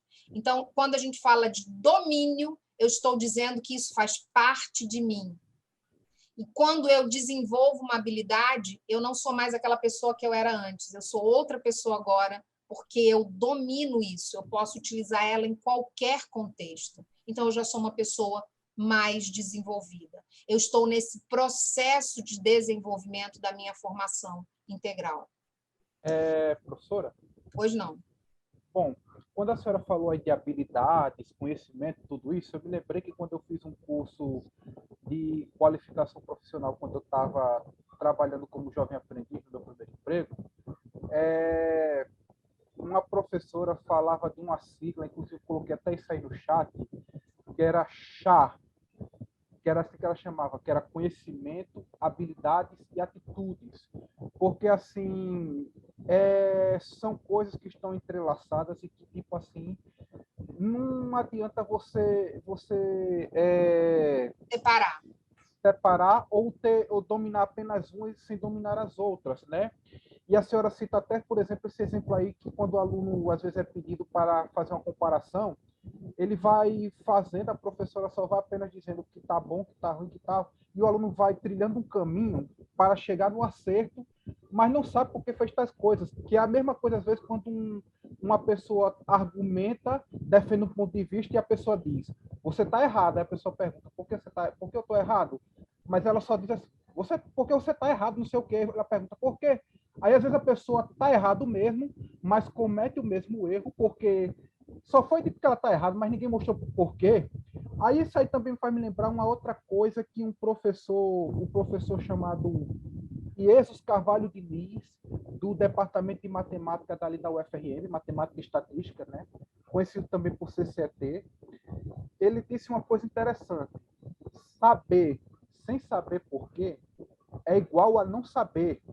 E quando você sabe sem saber por quê, pelo menos eu enxergo assim, você está mais propenso ao erro. Porque, por exemplo, qual é a diferença entre, às vezes, um conhecimento de um físico, de um engenheiro eletricista, ou coisa assim, entre apenas um conhecimento daquele pedreiro que vai mexer na instalação elétrica? Se um pedreiro for mexer aqui e acolá, e você perguntar a ele, mas por que isso dá certo? Ele só vai dizer, eu não sei, só sei que dá certo. Enquanto se você perguntar para um físico, para um engenheiro eletricista, ou para qualquer pessoa que entenda de eletricidade, ele vai saber, vai saber dizer, por causa disso, daquilo. Mas o Pedreiro não, ele só disse, rapaz, eu não sei. Que dá Por isso certo, que a eu sei gente que diz tá, que ele mas é não o sei. técnico. Hã? Ele não por isso que a gente diz que ele está fazendo só repetindo aquilo que ele aprendeu, ou seja, é alienado. Ele não sabe por que ele está fazendo aquilo. Né? Essa é a grande diferença. Então, vamos lá para as habilidades gerais e específicas. A gente tem falado aí muito das habilidades gerais, né? E eu vou dar exemplos para vocês aí. A definição de conceitos, a identificação, a classificação, a observação, a descrição, a explicação, a argumentação, exemplificação, valoração, comparação, solução de problemas e muitas outras. Né? Então, todas as vezes que a gente estiver juntando ações aos conceitos, elas são habilidades. Já as habilidades específicas são aquelas que vão se relacionar a procedimentos daquela disciplina, ou pelo menos daquela área de conhecimento. Né? No caso da gente, a gente pode, por exemplo, pensar nas habilidades práticas dentro de um laboratório. Então, a gente pode pensar em medição, montagem, operacionalização de experimentos, manipulação de vidrarias, de reagentes, manuseio de microscópios, etc. Então, são aquelas habilidades que são específicas desta área. Né? Mas as habilidades gerais, elas são de qualquer área, elas são utilizadas com qualquer conceito, mas elas precisam do conceito, ou seja, de algo concreto, para que elas possam operacionalizar, senão elas não têm função nenhuma. E aí a gente chega, então, à conclusão que as habilidades são, sob o ponto de vista histórico-cultural, a expressão das experiências que foram acontecendo ao longo da história do homem. Né? Então, à medida que a gente foi realizando atividades, a gente foi, então, desenvolvendo as habilidades. E essas habilidades, elas costumam virar hábitos se a gente executa de forma consciente e muitas vezes. Então, elas são elementos do conteúdo de ensino porque elas fazem parte da cultura humana. Não é possível a gente ensinar conhecimentos sem as habilidades, sem que a gente possa desenvolver e operacionalizar esses conhecimentos. E, portanto, elas devem estar nos nossos objetivos mais importantes no processo educativo. Então, elas não devem participar só porque, de forma pragmática, meu aluno tem que saber que, e eu não ensino para o meu aluno como é que ele chega a isso, como é que ele desenvolve essa habilidade, eu fiz de maneira pragmática, eu fiz de maneira mecânica, e ele, então, não desenvolveu uma habilidade. Ele está repetindo ações e ele não sabe por quê. Né? E aí, eu vou dar o exemplo de uma formação de habilidades para vocês terem uma ideia. Eu escolhi, a gente já está assim, em cima do tempo, eu escolhi uma habilidade que é uma das primeiras que a gente utiliza, uma habilidade geral, que é a definição de conceitos. Então, vai lá. Em Vygotsky, a definição é um procedimento que tem por objetivo o desenvolvimento da habilidade de saber abstrair nos conceitos as características essenciais. Por quê? Porque definir é dar as características necessárias e suficientes para que aquele objeto de estudo seja ele e não outro, nunca outro. Então, vamos lá, a primeira ação, observação. É um processo, e ele vai dizer o que é essa observação, processo mental de fixar a atenção em um objeto, evento ou situação, a fim de identificar suas características seguindo uma orientação determinada. Então, o professor vai dizer, observe esse peixe, e esse peixe tem que características? Que características são as mais importantes? O que você define como uma característica importante? Porque, olha lá, se eu falar só para ele, olha ali esse objeto, e eu vou dar o exemplo de que uma professora, amiga minha, me falou isso quando eu estava dando uma formação desse tipo. Ela disse, agora eu entendi. Aí eu falei, entendeu o quê? Ela disse que eu fiz um trabalho com os alunos e mandei ele ir para o bosque do IFRN. E eu falei, olha, vocês vão procurar uma árvore e vocês vão descrever essa árvore. Então, descrever é uma habilidade. E aí eles chegaram com as descrições. Falaram, professora, eu vou descrever aqui uma mangueira. A mangueira era alta, tinha folha. Aí ela disse, ela só tinha folhas verdes claras ou verde escuras, ou tinha dos dois tipos. Ela tinha alguma folha que estava amarronzada? Sei lá, professora. O tronco dela era como? Era amarronzado? Era verde? Era diferente o tronco embaixo de em cima? Como é que era? As raízes dela estavam como? Aí, sei lá, professora. Ela disse, claro que eles não iam saber. Eu não disse para eles como é que observam. E observar é uma ação. Se a gente executa essa ação sem a gente ter orientação nenhuma, dá no que deu. Eles foram lá e descreveram, não precisava ter ido para o bosque. Ele podia ter descrito uma mangueira sem ir para o bosque. Por quê? Ele podia dizer assim, é uma árvore que dá manga. Pronto, é uma mangueira. Mas ela queria que eles observassem, queria que eles dissessem quais eram as características mais importantes que eles estavam vendo naquela árvore. E, no entanto, ela não deu a orientação. Então, é preciso que a gente dê a orientação. Tá, passamos dessa primeira ação, vamos para a segunda. Vamos comparar. E o que é comparar? Então, lá, comparar consiste em estabelecer diferenças e semelhanças entre pessoas, objetos, eventos, situações, que permite generalizar as diferenças, o particular, e, como consequência de ambos, comparar. Então, eu vou dizendo, olha, compare se isso aqui é igual a isso. Veja se essa característica é igual a essa, se não é, como é que você sabe que é? Como não é, então você vai dizendo para ele quais os passos que ele vai dar para ele poder executar a comparação. Passamos para o terceiro, abstração. E o que é abstrair? Separar, isolar mentalmente um aspecto ou qualidade de determinado objeto ou fenômeno, desprezando os demais. Ou seja, é quando você seleciona as qualidades permanentes, desprezando as que são consideradas acidentais. Por exemplo, eu vou só voltar rapidamente para usar esse peixinho aqui como exemplo, esse peixinho amarelo.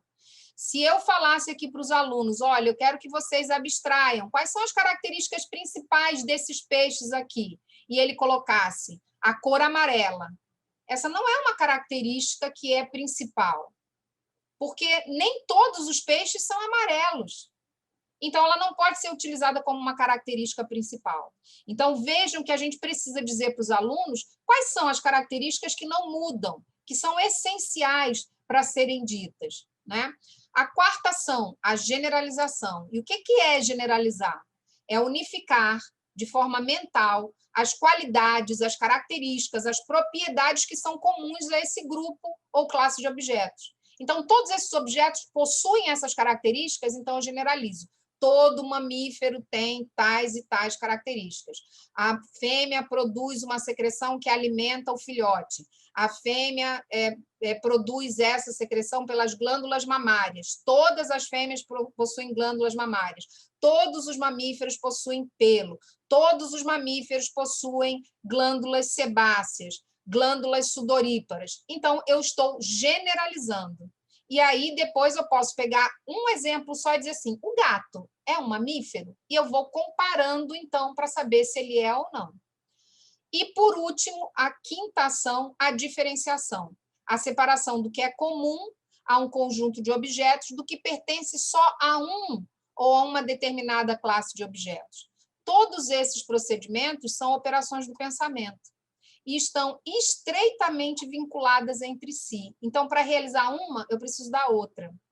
E tem lugar em diferentes níveis de complexidade, de acordo com a necessidade do objeto traçado. Ou seja, a definição ela vai ser utilizada como uma ação quando eu estiver identificando. A comparação, quando eu estiver identificando, quando eu estiver classificando. Então, cada uma vai ser utilizada na estrutura de outras habilidades, né? E eu preciso dizer isso de forma bem clara para os meus alunos. Então, qual a importância das habilidades? A apropriação dessas habilidades gerais conduz ao que a gente diz, a formação do pensamento teórico, né? Que opera com a essência do conhecimento, né? E que pensamento é esse? É o que a gente chama de pensamento lógico, né? E o ensino de ciências, a função do ensino de ciências, como qualquer outra disciplina, né, que a gente estiver falando, é potencializar esse desenvolvimento dessas habilidades, para que o aluno possa atuar com o conhecimento de forma consciente, crítica, para que ele possa entender e generalizar as teorias, os conceitos, as leis, os princípios que fazem parte desse contexto científico e que, portanto, estão no ensino de ciências. Porque Kopnin, um teórico russo, diz que os procedimentos eles não são só parte da ciência, eles são parte também do ensino de ciências. Porque se a ciência utiliza isso como método, o ensino não pode deixar isso de fora. Porque quando a gente está ensinando ciências, o que a gente quer é enculturar o aluno de forma científica, a partir do pensamento teórico. É isso que a gente quer. Então, segundo Davidov, que é um pedagogo russo, o ensino escolar de todas as disciplinas tem como missão desenvolver nos educandos, nos escolares, o pensamento científico e as capacidades para um sucessivo domínio independente de um número cada vez maior de novos conhecimentos científicos. É preciso que a gente saiba utilizar as habilidades a nosso favor, para que a gente possa operacionalizar, generalizar os conhecimentos. E aqui as referências que eu utilizei e obrigada, eu gosto muito disso que Einstein fala, que o universo de cada um se resume no tamanho do seu saber. Então, eu quero que meu universo cada vez fique maior, vá se expandindo, igual Einstein falou mesmo, né? Então, é isso que eu desejo para todo mundo, que o universo de vocês continue se expandindo, né? Para que a gente possa ter cada vez mais conhecimento, que a gente possa utilizar esse conhecimento em prol de uma nova sociedade, que é por isso que eu sou professora. Eu acredito piamente que eu posso transformar, nem que seja um pouquinho, a vida das pessoas, para que essas pessoas transformem o mundo de forma positiva. E eu acredito que os professores todos, quem está em formação ou quem já se formou, tem esse pensamento e devem ter esse pensamento. Então, transformem o mundo. É isso que eu desejo para todos vocês. Muito obrigada. Parabéns, professora Glória. Muito boa explicação, a palestra fantástica. Eu sou meio suspeito de falar, mas vou ler o que Gabriele falou. Excelentes reflexões, professora Glória. Então, faço minhas palavras dela. Acredito que o pessoal também gostou dessa explicação, principalmente nesse momento que a gente vive, esse momento que já faz um tempo, que trabalhar habilidades e competências, que foram cobradas no Enem, e às vezes os professores não têm essa facilidade em entender o que são habilidades e competências. Então, assim, foi um tema muito necessário para a gente abrir a discussão, para que a gente realmente consiga compreender e aplicar isso no fazer docente, certo? Eu vou aqui, tem uma pergunta aqui que eu anotei, tem umas perguntas aqui, vou passar bem rápido aqui também, é rápido entre aspas, eu estou falando assim, vou fazer, que eu já tinha anotado, que é de Henrique, certo? Henrique fala assim, o quão difícil é trazer essa competência científica em tempos de negação da ciência? Como eu disse já o tempo inteiro, eu acho que a gente tem um papel, né? Eu não falei isso de maneira clara, mas eu vou buscar isso. A gente ser professor, a gente tem que ter 3 dimensões. A dimensão científica, que é da nossa disciplina, a gente precisa conhecer a história da ciência que a gente ensina, a gente precisa saber das conexões dela com a tecnologia, a gente precisa saber das conexões com as outras disciplinas. Isso é a nossa competência científica, né? A dimensão científica da nossa profissão. A gente tem que ter a dimensão pedagógica, que é como ensinar isso. Como é que o aluno aprende? De que forma eu posso tornar isso mais fácil para que ele possa aprender? Como é que eu posso orientar ele de forma que seja efetivo esse ensino-aprendizagem? Então, isso é importantíssimo. Mas é importantíssima também a perspectiva política, que está relacionada com o nosso papel na sociedade. Como são as nossas relações com o mundo, com os outros? Então, eu diria que o nosso papel político nessa situação de negacionismo é a gente levar a reflexão, né? Essa semana, uma aluna me perguntou, eu estou dando genética no ensino médio, integrado lá no IF, e uma aluna me perguntou, professora, como é que a senhora pode explicar? Porque eu vi, ela não conseguiu me dizer onde foi que viu, mas ela viu que só existem brancos hoje em dia e negros porque a gente veio dos negros. Porque a Bíblia disse que... E aí ela começou a misturar umas coisas e eu falei, olha, a primeira coisa que a gente tem que saber é que a gente não pode misturar duas perspectivas que são totalmente diferentes, que é a religião e a ciência. Na religião, a gente acredita sem ter provas, e a ciência a gente precisa provar para que a gente possa dizer se é verdade ou não, né? Então, a ciência diz para a gente que o homem ele surgiu ali no meio, ali na África Meridional, e com a incidência de raios solares ali, os que sobreviveram melhor foram aqueles que tinham mais melanina. À medida que eles foram se afastando, isso foi mudando. Por quê? Porque se tem muita melanina, a gente não faz vitamina D, a vitamina D é importante para a reprodução, então aqueles que tinham uma quantidade de melanina maior não conseguiam se reproduzir aqueles que tinham menor quantidade de melanina. E isso foi... Então, o ambiente foi selecionando. O que eu disse para ela no final? Então, o que a gente tem que fazer? A gente tem que ter argumentos científicos e não o acho. O acho, ou, isso aqui disseram, quem disse? Como foi isso? Né? E eu acho também, agora eu achando, que a gente precisa trabalhar. O Clube de Ciências, que a Amadeu disse que eu sou a coordenadora, e ele é o vice-coordenador, a gente, esse ano, todos os anos está fazendo um evento que é Vejo Ciência em Todos os Lugares. E o Vejo Ciência em Todos os Lugares é político, né? Por quê? Porque essa hashtag Vejo Ciência em Todos os Lugares está querendo dizer algo que a gente segue, né? Ou seja, não é qualquer coisa. Eu sigo a ciência e eu vejo a ciência em todos os lugares. Então, isso é um posicionamento político.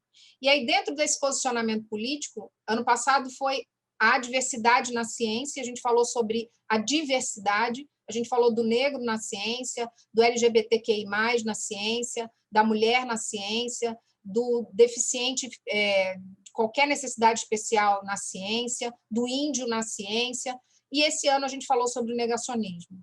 Então, o nosso tema foi a ameaça fantasma, o negacionismo, a ameaça fantasma.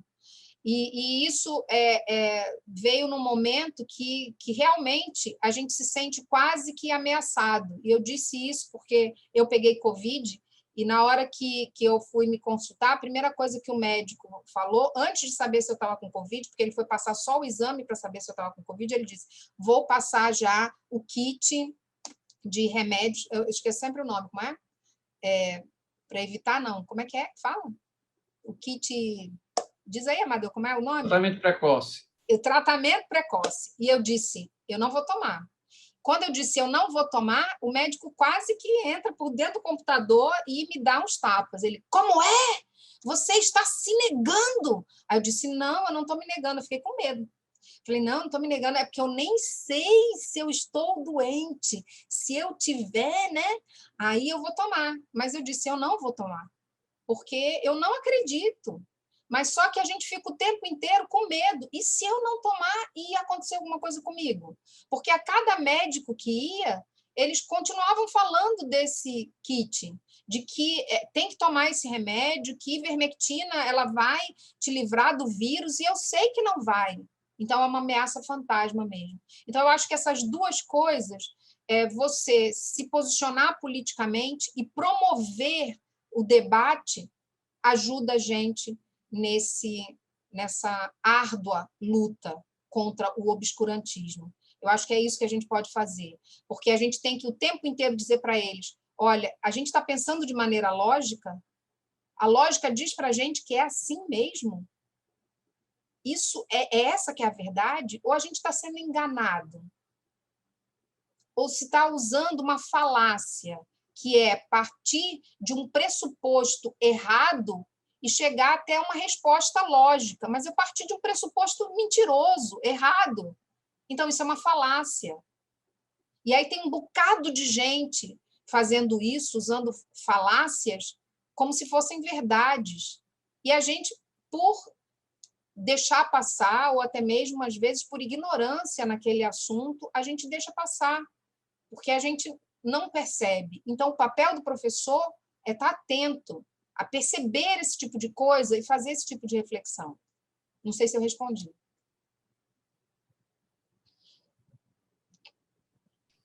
Oi, voltou aqui. Glória, a Emily, ela coloca aqui, a Emily Amanso, né? Sinto que ela está falando com relação aos livros, a parte de livros didáticos, certo?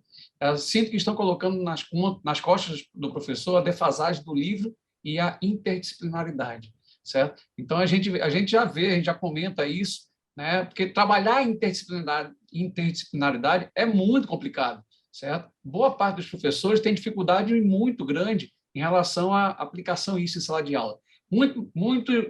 Às vezes, o que acontece realmente é a falta de planejamento em grupo, certo? Você quer trabalhar em interdisciplinaridade, mas você não trabalha em grupo, você não faz reuniões para planejar, por exemplo, aulas de física e matemática, como você comentou aí, certo? Com relação à matemática. Então, a gente que é de física, a gente tem uma dificuldade muito grande quando vai dar, por exemplo, né, a equação dos movimentos, né? Ou seja, S igual a S0 mais VT.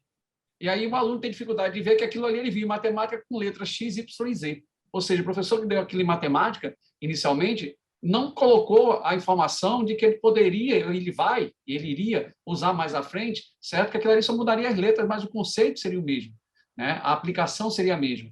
Então, essa é a dificuldade. E ela está falando justamente isso. O PNLD, que o professor Milton Schivani deu a palestra sobre livros, né? Ele pesquisou sobre interdisciplinaridade no plano, certo? Não achou nenhuma palavra no todo o plano que foi exposto. E interdisciplinar só tinha uma palavra, né? E diante de um parágrafo que era mais ou menos isso que a Ana está dizendo. Tipo assim, professor vai se responsabilizar por atuar em interdisciplinaridade, certo? Aí, passo a palavra para comentar, né? Eu acho que é mais grave do que isso. Porque se fosse só jogar nas nossas costas a interdisciplinaridade, a gente ia ter dificuldade, mas a gente ia encontrar um caminho.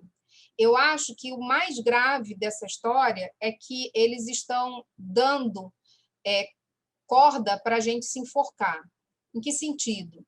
Se não é mais disciplina, nem biologia, nem química, nem física, qualquer professor desta área pode dar os 3.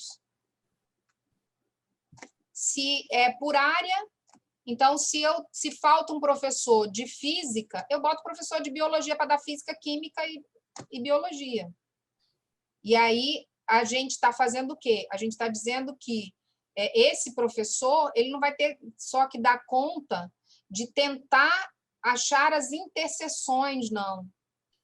E olha que Ivani Fazenda, que é a maior autoridade em interdisciplinaridade no Brasil, e uma das grandes no mundo, ela diz que na escola a interdisciplinaridade é entre pessoas e não entre disciplinas. Então, quando a gente trabalha com um professor da outra disciplina, a nossa história de vida, a história de vida deles, os conhecimentos, eles vão se misturando e vão formando isso que a gente chama de interdisciplinaridade no ambiente escolar. Então, não é simplesmente você colocar o professor lá dentro da sala e falar para ele se vira, dê a parte de física, de química, de biologia, da maneira que for. Porque, na verdade, é uma percepção minha, o que eles querem é isso mesmo. Porque aí eles não vão ter que contratar um professor que esteja faltando, e ainda tem os percursos, né? Então, assim, aqui só vai ter professor de história, geografia, português, matemática vai ter que ter sempre, mas os outros eu não preciso. Então, a gente vai estar cada vez mais precarizando a nossa profissão. A gente não, eles. E a gente, muitas vezes, desavisado, a gente está achando que está bom. Não, está bom, porque ainda não bateu em mim. Mas vai chegar, vai chegar.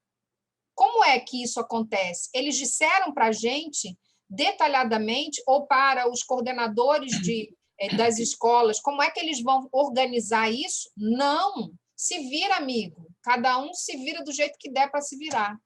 E aí a gente fica perdido, sem saber. Mas o que eles querem é que nessa perdido, dando corda para a gente, quem faltar não precisa. Ele é dispensável.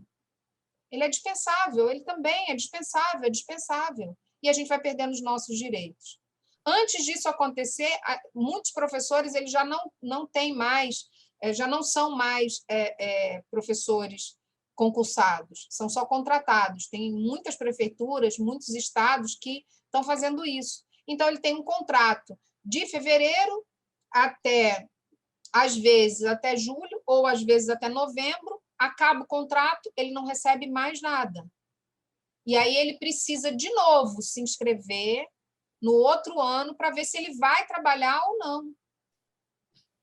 Então, a gente está tendo cada vez mais a nossa situação precarizada. E se precariza a profissão do professor, a nossa profissionalidade, então fragiliza o nosso saber também. A gente não tem como aprender e fazer uma praxis boa se a gente não tem condições. Pronto. Glória, deixa eu comentar aqui, até pela avançada hora também, mas tem mais duas perguntazinhas, certo? E eu acho que dá para finalizar, né? O professor Giovanni Pessoa, do IFPB, ele comenta que a taxonomia de Bloom ajuda bastante nessa classificação das habilidades, né? Você pode comentar? Com certeza. Ele tem uma perspectiva diferente da de Vygotsky, mas a gente utiliza muito, é muito bom mesmo, é um caminho muito bom para a gente utilizar no desenvolvimento das habilidades. Tem o pessoal parabenizando, né? Eunice, Gabriele, né? Carlos Thiago, certo? O Agemiro Midones, ele fala: parabéns, professora, excelente posição. Para investigar é necessário ser curioso. Em sua opinião, falta aos nossos alunos de graduação proatividade em suas ações investigativas para melhorar a qualidade de ensino, do ensino de física? Você conseguiu ler? Está lendo aí? Não. Consegue ler? Eu entendi. Olha, eu não sei... eu acho que a gente está dentro de um sistema que a gente ainda não conseguiu sair desse 8. E aí, tipo assim, eu não sei se a gente, enquanto professor, se a gente não motiva ou se os alunos não têm essa curiosidade. Então, acho que a gente está no 8 o tempo inteiro. Eu não sei como é que a gente vai sair desse 8. O que eu digo para você é que, por exemplo, os meus alunos do ensino médio integrado, eles me procuram muito para fazer pesquisa, né? E eu vejo que os meninos da licenciatura, eu vejo isso um pouquinho mais lento. Então, eu não sei se a carga de trabalho, que é muito grande, e que muitas vezes vocês ficam tão envolvidos com tanta coisa para fazer, que isso faz com que não seja possível se ter criatividade, porque para ter criatividade é preciso que a gente possa pensar. E aí, quando a gente está só trabalhando, porque eu preciso disso, eu preciso entregar aquilo, eu preciso ler não sei quantas páginas, e aí a gente não tem esse tempo.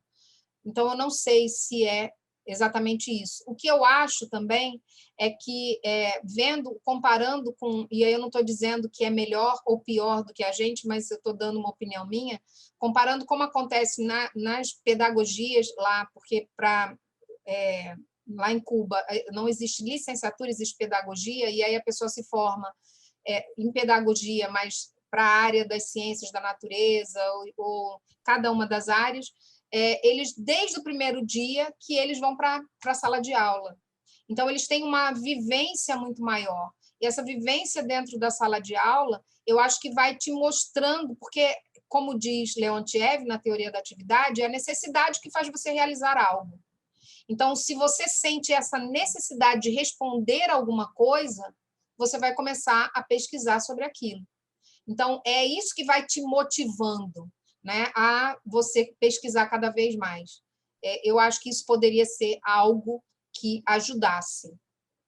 Ademir, eu vou até comentar também que isso parece um ciclo, porque, por exemplo, se você não forma o bom professor na graduação, ele vai chegar no ensino básico e não vai motivar o aluno para ingressar na carreira docente para ser professor e aí vai. Claro, vai parte por desvalorização da própria sociedade com relação, obviamente, né, a salários, a valorização de mostrar, por exemplo, você tem dificilmente, né, um pai, principalmente os pais de pessoas que estão em escolas privadas, por exemplo, vai dizer assim, não, meu sonho é que meu filho seja um professor, né? Eles estão lá porque ele quer que seja médico, engenheiro, advogado, né? Quer que o Brasil invista em ciência e tecnologia, mas que não seja o seu filho que vá para a ciência e tecnologia, certo? Então, assim, eu acho que se, a partir do momento que as universidades formarem seus profissionais, seus docentes, né, nos cursos de licenciatura principalmente, obviamente, né, de forma mais integrada, né, de forma mais motivada para trabalhar a parte experimental, por exemplo, né, sair, que você está falando, investigar, saber investigar, ele chegar no ensino básico, ele vai fazer isso com os alunos,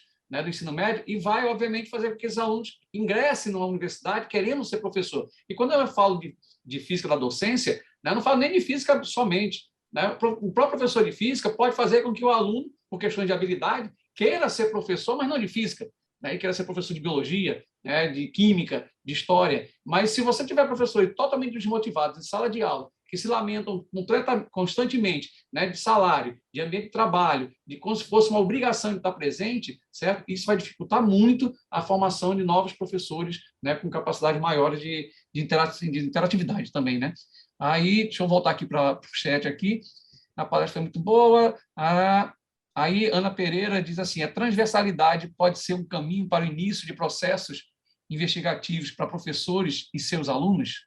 Sim, com certeza, né? Porque os temas que são usados né, na transversalidade, eles vão, eu acho que são grandes promotores de motivação. E aí, essa motivação vai promover essa atividade investigativa. A gente vai sempre querer responder aos nossos questionamentos, às nossas necessidades, porque o homem ele precisa do conhecimento, já diz Hannah Arendt, né, que é uma filósofa, que ela diz que o conhecimento é algo que o homem busca o tempo inteiro.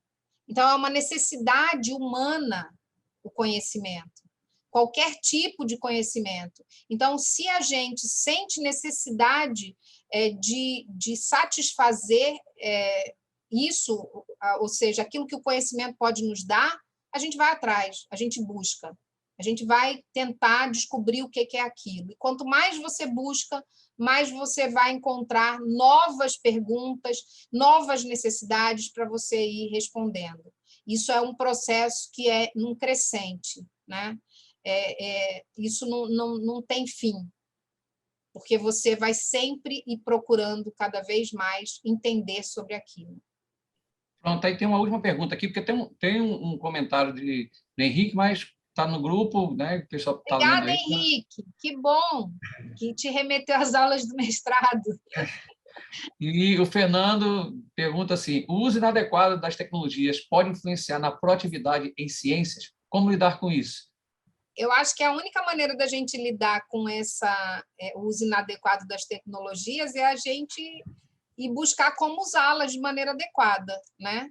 Porque a gente está vendo que era uma necessidade. Então, se é uma necessidade, eu preciso suprir isso. Eu não conheço muita coisa, mas eu preciso conhecer, né? Pelo menos um mínimo para que eu possa viver nesta sociedade. Então, se isso é uma necessidade, eu vou atrás para resolver, para satisfazer isso. Então, eu acho que a única maneira da gente não influenciar de forma negativa com a tecnologia é a gente saber usar essa tecnologia a nosso favor. E eu acho que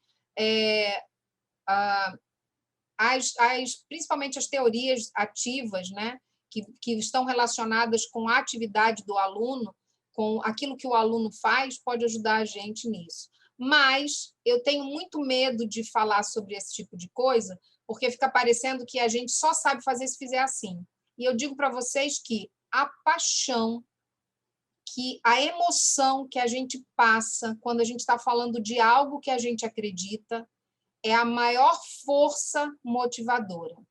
Então, eu acho que fazer aquilo que gosta e da melhor maneira possível é o que vai motivar aluno, professor e qualquer outra pessoa a fazer, a executar, a investigar, a procurar saber. Então, agentes motivadores são importantíssimos. E vocês, enquanto professores, nós, enquanto professores, devemos ser agentes motivadores, né? É preciso que, ao final de cada aula, a gente sinta que fez diferença, né? É claro que a gente não é robô e que vai ter um dia que a gente não está bem e que isso vai ser difícil de fazer. Mas aí, mesmo nesse dia, se a interação for boa, a gente tem uma resposta positiva do outro lado. Então, eu fico muito feliz porque, ao final de cada aula, e eu sei que eu dou aula para a turma de controle ambiental, que aí tem bastante biologia, gostam de biologia, mas eu dou aula para a turma de mecânica, eu estou dando aula para uma turma de mecânica que só tem meninos, edificações e assim sucessivamente, e eu fico felicíssima quando termina a aula, que eles dizem: professora, obrigada pela aula. Mas eu acho que eles só agradecem pela aula porque eles sabem que eu estou ali inteira, que aquilo que eu estou dizendo, eu acredito naquilo que eu estou dizendo. Eu me preparei para aquilo, eu tive todo o cuidado de preparar um planejamento, de colocar para eles, antes da aula, o planejamento, as atividades, como a gente vai fazer. Eu explicitei tudo, a gente combina tudo, eu coloco tudo lá no mural do Classroom. Então, eles veem que eu estou fazendo com gosto, com paixão, que aquilo ali não é uma coisa que eu estou fazendo de forma alienada. Eu sei quais são os meus objetivos, por que eu estou fazendo isso. Então, quanto mais a gente se profissionaliza, quanto mais a gente sabe quais são os nossos objetivos e como a gente chegar a eles, mais fácil ficam as coisas. Né? Porque se você está o tempo inteiro brecando aquilo, porque você não quis fazer ou porque você não teve tempo de fazer, as coisas vão ficando cada vez mais difíceis. E isso é uma coisa que a gente precisa organizar na nossa cabeça. E a gente precisa, cada vez mais, ser consciente de que é uma profissão. Não é um sacerdócio, é uma profissão e que a gente precisa lutar pelos nossos direitos, que a gente precisa ganhar bem, que a gente tem muitos saberes para a gente poder dominar, que a gente tem muita coisa para a gente fazer, mas a gente precisa também não esquecer do nosso lado político, ou seja, qual o meu papel aqui em relação à sociedade, em relação aos meus alunos, em relação a mim enquanto humano, ou seja, esse que participa da cultura humana. Eu acho que esse é o segredo dos professores, né? É essa paixão que tem por aquilo que faz e fazer da forma que tem que ser feito. Acho que é mais ou menos Glória, então, gostaria de agradecê-la, em nome do Instituto Nacional de Física, pela excelente palestra.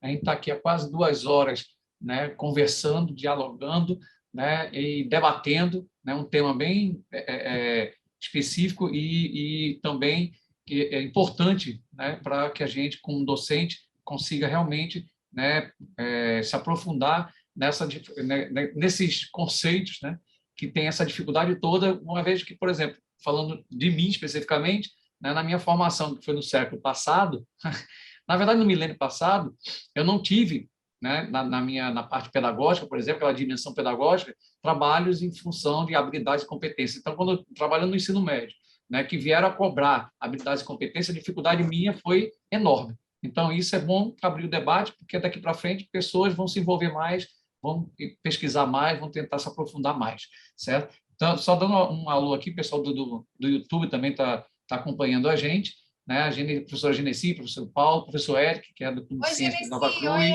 Eric. Oi, certo? Paulo. Tem mais algumas pessoas aqui também, né? Parabenizar, agradecer a todos vocês. A Gabriela também está lá, a Gabriela Barreto, certo?